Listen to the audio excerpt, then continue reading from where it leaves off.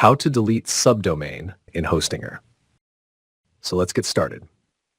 Once you log into your Hostinger account, this is the dashboard you will see. Next, we will need to click the Websites tab. Next, on the right side of the screen, you will be able to see all the domains and subdomains set up in Hostinger. I will be deleting this subdomain named Demo. To do that, we will need to click the three-dotted More option. And next, in this drop-down list, we need to click the Delete tab. Again, we will need to confirm the subdomain deletion, as once deleted, all the data contents in the subdomain will be lost forever.